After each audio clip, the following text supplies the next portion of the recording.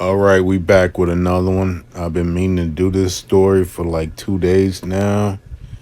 A lot of questions I want to ask after this. I read this story.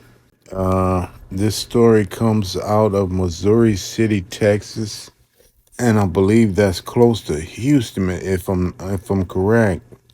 Let's get into it. Mother who was hit by Missouri City PD officer in crash that also killed her son was HISD counselor. This story is out of ABC 13, June 25th, 2024, and I don't see the writer. Angela and Mason Stewart were killed on the boy's 16th birthday when Missouri City police officer T-boned the vehicle, Thursday officials said. Missouri City, Texas, KTRK. A mother who was hit and killed along with her 16-year-old son by a Missouri City police car last week was a Houston ISD counselor. The mother and son were identified as 53-year-old Angela Stewart and 16-year-old Mason Stewart. It is with deep regret we inform you about a recent loss to our school community, Assistant Principal Tanya Chevalier wrote in a letter to parents last week saying their counselor, Angela Stewart, passed away unexpectedly. The district said it would have support available for students, parents, and school personnel. Authorities said the crash happened on June 20th after an officer received a call of a robbery in progress at about 8:42 p.m. at an ATM in the 1600 block of Cartwright. According to police, a man armed with a handgun approached a victim and robbed them of $200 before fleeing in a silver Honda Civic. The victim reportedly followed the suspect while talking to 911. You followed the suspect, huh? You brave, aren't you? Yeah, y'all better knock that shit off. It ain't even worth it. $200. It's not even worth it. Meanwhile, the officer responding to that ATM robbery was heading eastbound in the 16 to 1700 block of Cartwright Road when the stewards pulled out of the Dollar Tree parking lot. That's when the officer T-boned the vehicle, police said. Mason had just received his license recently and was driving, officials added. He and his mother died at the scene. The family of the victims told ABC 13 it was Mason's 16th birthday. The officer was taken to a hospital but was released shortly after. Witnesses described the crash, saying they heard a loud sound and then saw the police cruiser crush the other vehicle and catch fire. Hours after the crash happened, a person was found in the back of the police cruiser, authorities told ABC 13. Video shows first responders frantically pulling him out of the cruiser to give him aid. However, police haven't been able to explain why that person was in the back of the patrol car or why it took so long to discover the person was there. The person in the back of his patrol car was taken to Ben Tube Taub Hospital. I think I'm pronouncing that right. If not, I'm sure someone will let me know in the comments. Police said he was not arrested and his condition wasn't immediately known. Okay, well, he was obviously arrested for something if he was in the back. I'll wait. Police said he was not arrested and his condition wasn't immediately known. Last week, police said they are still investigating why a person was in the cruiser, as it goes against policy for officers to respond to calls if they already have someone in custody.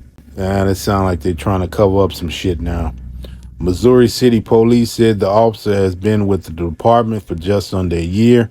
He came to Missouri City from a prior agency where he had about 2 years of experience. Authorities are also investigating whether he had on his cruiser's lights and sirens before the deadly crash. Okay, that shouldn't be too hard to figure out if he had his lights on. For one thing, I'm pretty sure it has saved some kind of data whenever those lights are in use. And another thing, if the lights were on at the time of the crash, the lights should still be in the on position. I would think. It's a lot of things just don't sound right with what's going on in this investigation.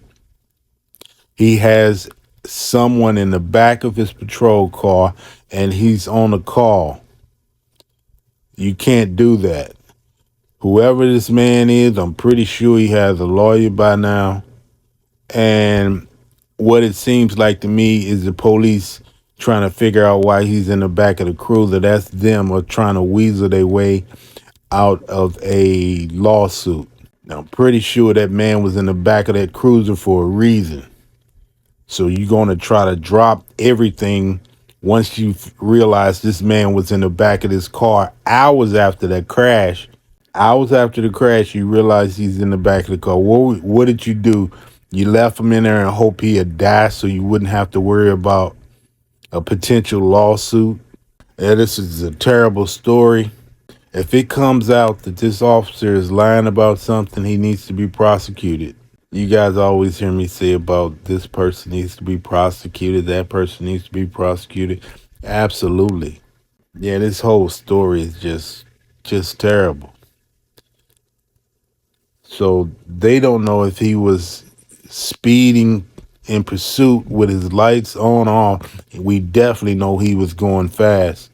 And this article isn't saying whether the victims died from the impact of the crash or from the vehicles catching on fire.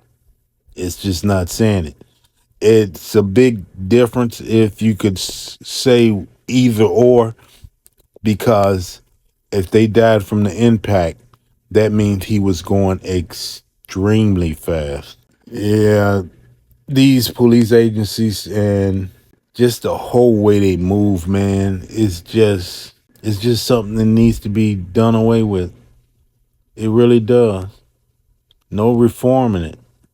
There's no reform for systems like this. You kill a mother and her son on his birthday, and now it seems like you're trying to cover something up.